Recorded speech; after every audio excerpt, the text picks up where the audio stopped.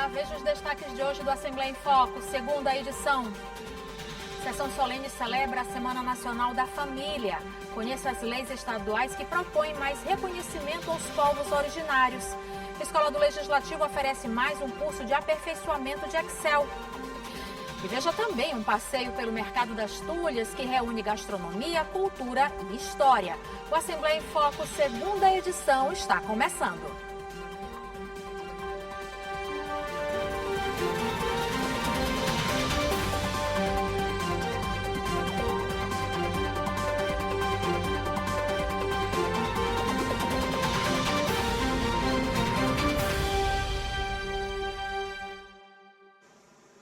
A Assembleia Legislativa realizou uma sessão solene em celebração à Semana Nacional da Família. Lideranças da Igreja Católica, agentes pastorais da família e autoridades públicas prestigiaram a solenidade proposta pela deputada Helena do Ailib. A sessão solene foi proposta pela deputada estadual doutora Helena do Ailib, em alusão à Semana Nacional da Família, celebrada por comunidades, paróquias e dioceses de todo o país, de 9 a 15 de agosto. Nós precisamos fortalecer a pastoral familiar, já faz um trabalho todo o tempo, mas é um momento de fortalecimento das famílias na nossa igreja. Então, é uma sessão que ela destaca a importância da família para a nossa igreja. Para a igreja, a família é um patrimônio da humanidade, um bem que precisa ser preservado. Neste ano, a reflexão do tema é Família, torna-te aquilo que és. E o lema, o amor jamais acabará. Nesta edição da Semana Nacional da Família, os católicos também celebram os 10 anos da publicação da Exortação Apostólica do Papa Francisco, assinada em março de 2016. Documento que trouxe um olhar especial sobre os desafios que as famílias enfrentam hoje. Em 2026, os fiéis também celebram os 45 anos de exortação apostólica de São João Paulo II, publicada em novembro de 1981. Texto que até hoje sustenta boa parte da pastoral familiar em todo o mundo. A família é um dom de Deus. Por ser um dom de Deus, também é chamada a viver a missão. O chamado à família de ser um sinal vivo da presença de Deus, entendendo que a família nasce diante do altar do Senhor como um gesto profundo de entrega, de doação. Então, acreditar na família é sobretudo perceber que Deus nos acompanha, sabemos dos enormes desafios que a família vive. Líderes e agentes das pastorais da família e autoridades públicas do Estado prestigiaram a solenidade realizada no plenário na GB Eichel. A sociedade, na verdade, é um reflexo das nossas famílias. Então, se nossas famílias forem boas, diríamos assim, nós teremos também uma sociedade edificada, uma sociedade temente a Deus. Debater essa temática com os agentes que efetivamente realizam essas políticas, né, de evangelização das famílias, que são os agentes da pastoral familiar, de modo que a gente se sente honrado enquanto órgão público de estar aqui representando o governador do estado, né, nesse momento tão importante para a nossa Igreja Católica. Durante os meses de agosto e setembro, várias datas foram escolhidas para marcar normas e leis estaduais de valorização e preservação de direitos dos povos indígenas. De acordo com o último censo divulgado pelo IBGE, o Maranhão possui mais de 120 etnias e grupos de identificação indígena. A questão indígena no Brasil é um desafio que aos poucos vai ganhando soluções. No Maranhão, desde 2021, normas e leis estaduais têm proporcionado mais reconhecimento aos povos originários. Em 2021, foram criados o Estatuto Estadual dos Povos Indígenas e o Sistema Estadual de Proteção por meio da Lei nº 11.638. No mesmo ano, foi incluído no calendário oficial o Dia Estadual da Mulher Indígena, celebrado em 5 de setembro. Em 2022, 2 leis foram sancionadas. A que reconhece formalmente o artesanato indígena comercializado pelas próprias comunidades como de relevante interesse cultural e a que criou o selo de qualidade para o artesanato indígena produzido no Maranhão. Em 2023, a Lei nº 12.069 ampliou e reorganizou a participação de representantes da sociedade civil e de outros segmentos do Conselho Estadual dos Povos Indígenas. Instituído pela Organização das Nações Unidas, o Dia Internacional dos Povos Indígenas, celebrado em 9 de agosto, é uma forma de promover a conscientização sobre os direitos desses povos e suas contribuições para a cultura. Segundo o último censo demográfico realizado pelo Instituto Brasileiro de Geografia e Estatística, o Brasil reúne mais de 390 etnias, povos ou grupos indígenas e 295 línguas nativas. No Maranhão, são mais de 120 etnias e grupos de identificação indígena. São mais de 57 mil indígenas distribuídos em cerca de 20 territórios. A maioria vive em terras demarcadas, 72,93%, mas um número expressivo de 15.488 ainda estão em áreas não demarcadas. Os dados do IBGE demonstram a necessidade de proteger o contingente de povos tradicionais e de dar mais assistência a eles. E, claro, reconhecer a riqueza sociocultural promovida pelas comunidades indígenas. E vamos ver agora a agenda dos candidatos ao governo do estado.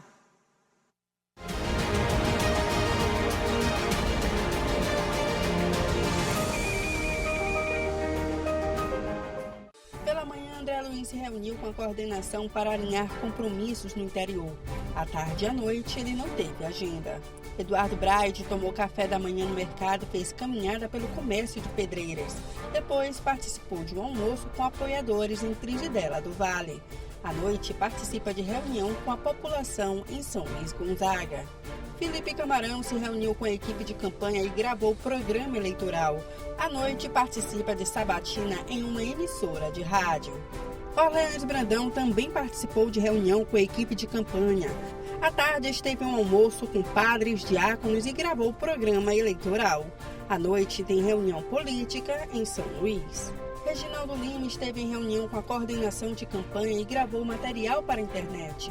À noite, se reúne com militantes. Roberto Rocha não teve agenda pela manhã.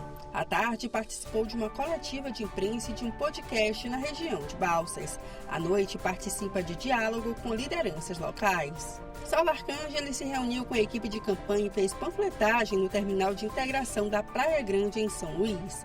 À noite, não tem agenda.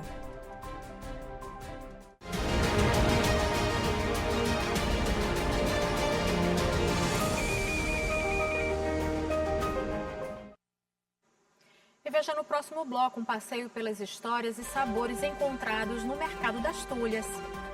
E ainda a Escola do Legislativo oferece mais uma etapa do curso de Excel para servidores e público externo. A gente volta já.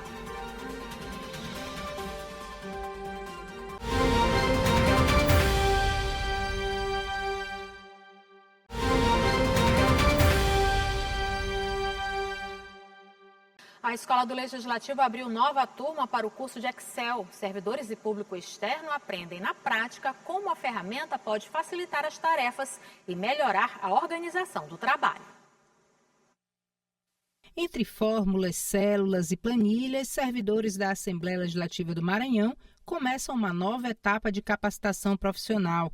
O curso básico de Excel é realizado no Laboratório de Informática da Escola do Legislativo e mostra na prática como uma ferramenta presente no cotidiano pode facilitar tarefas e melhorar a organização no trabalho. O Excel é muito prático para você estar fazendo cálculos, montando planilhas, para eventual cálculos de levantamento de preço, até mesmo o controle de gastos pessoais, ele é muito útil para isso. O Excel ainda é hoje muito utilizado, nunca deixou de ser muito utilizado. Mais do que aprender a preencher uma planilha, a proposta é fazer com que o servidor consiga usar esses recursos para organizar informações, agilizar tarefas e tornar mais eficiente a rotina de trabalho. O curso segue até o dia 3 de setembro e integra as ações de qualificação promovidas pela Escola do Legislativo Maranhense. É um curso que até ajuda o servidor a realizar tarefas pessoais, a organização de listas, de documentos, e por isso é um curso que a gente tem ofertado de maneira recorrente e a gente está agora com o Excel básico, a turma para servidores, para ofertar o Excel intermediário em setembro. O aprendizado adquirido não termina quando o computador é desligado. A expectativa é que cada novo recurso aprendido seja levado para o ambiente de trabalho, contribuindo para uma rotina mais prática, organizada e eficiente no serviço público.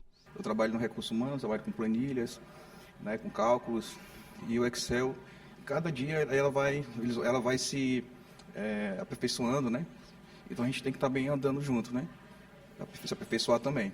Eu faço muitas planilhas, eu faço os índices das leis aprovadas pela Assembleia Legislativa e vejo a necessidade de estar me aperfeiçoando mais no programa para poder ter um trabalho mais perfeito. Daqui a pouco, no Dentro da Área, você vai ver que a Federação Maranhense de Futebol se reuniu com os clubes visando a temporada de 2027. E os atletas dos Gêmeos conhecem a história e a cultura de São Luís. Gregório Dantas e Dani Kline dão um recado.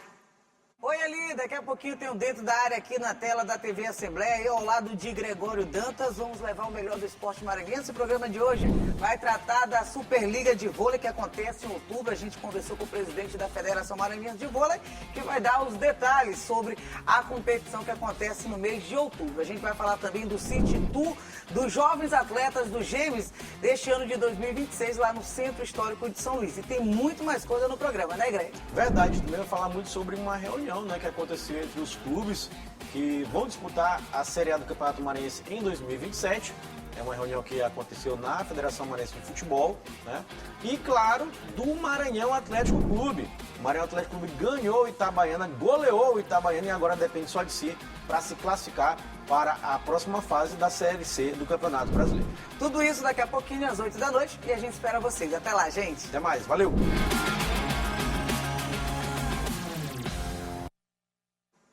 E vamos ver agora como fica o tempo nesta terça-feira. Paula Torres conta pra gente a previsão para amanhã. Boa noite, Paula.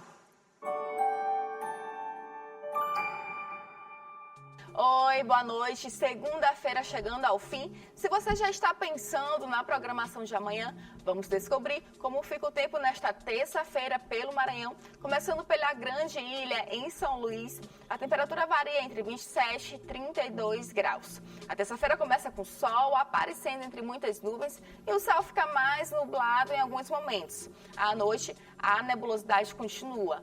Agora vamos para a região de Pirapemas. Por lá, o calor aumenta um pouco mais. Os termômetros ficam entre 24 e 36 graus. O sol aparece, mas as nuvens também marcam presença durante o dia e continuam à noite. E para fechar nossa previsão, vamos até João Lisboa. A terça-feira será de sol e muitas nuvens durante a noite.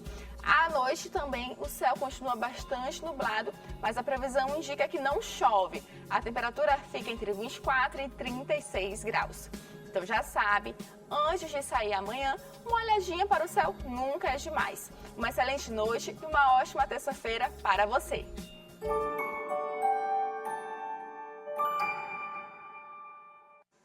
E agora eu convido você a dar um passeio pelo Mercado das Tulhas, no Centro Histórico de São Luís.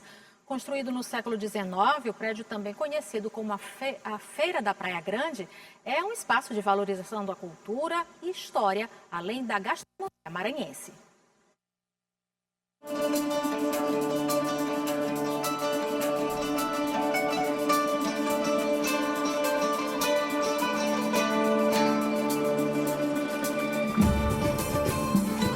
Em meio aos casarões do Centro Histórico de São Luís, um dos endereços mais tradicionais da capital, reúne história, cultura e, claro, muita gastronomia.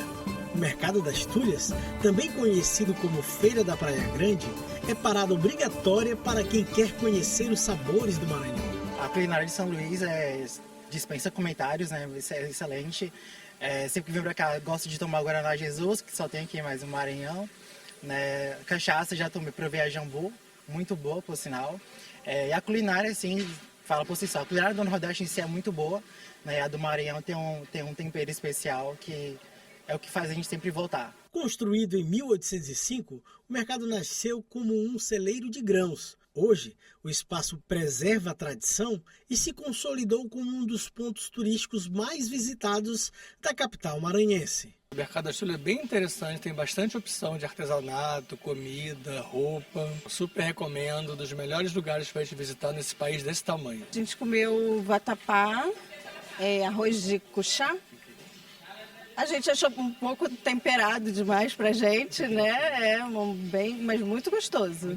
Muito bom. E a gente gostou também aquele sorvetinho que fica nas ruas, assim, que ele bota. É uma delícia, a gente nunca tinha experimentado. Era uma coisa que eu vim também atrás desse sorvete. Eu gosto bastante dos artesanatos. A gente comprou até coisa nessa loja aqui atrás. Comprei um short, comprei uma geleia também para levar para casa. E eu queria muito experimentar o açaí típico sem ser o doce, né? Que lá no Rio é doce. Né? Lá no Rio é doce e aí a gente não experimentou aqui com a farinha, né? Que geralmente usa, mas eu ainda não tive a oportunidade de experimentar, queria experimentar. Além da culinária regional, o Mercado das Tulhas também é um espaço para valorizar a cultura maranhense. Nas bancas, o artesanato divide espaço com ingredientes típicos e produtos que carregam a identidade do estado. É a primeira vez em São Luís, a primeira vez no Maranhão. E estou gostando muito do mercado. Eu particularmente gosto muito de visitar mercados municipais, assim, né? Porque eu acho que a gente encontra uma variedade muito grande, tanto de comidas, de lembrancinhas, de artesanato local. Entre o artesanato e os sabores que atravessam gerações, o Mercado das Tulhas revela a riqueza da cultura maranhense. Um passeio que convida moradores e turistas a conhecerem as tradições de São Luís. Carol, que trabalha no mercado, relata que o movimento de turistas é constante. Muitos chegam em busca dos sabores regionais e acabam levando também um pouco da cultura maranhense para casa. Sempre sai muito as mercadorias relacionada ao Bumba Meu Boi, que é essa época, né, que a gente se encontra, né, que é o momento, justamente roupas de índia, chapéus, né, e matracas, essas coisas assim relacionadas ao Bumba Meu Boi, né, mas todas as nossas mercadorias sempre saem, nunca deixa de sair, porque são totalmente bem procuradas. Seja para fazer compras, experimentar a culinária regional ou admirar o artesanato, o Mercado das Tulhas continua encantando moradores e turistas que passam pelo Centro Histórico de São Luís.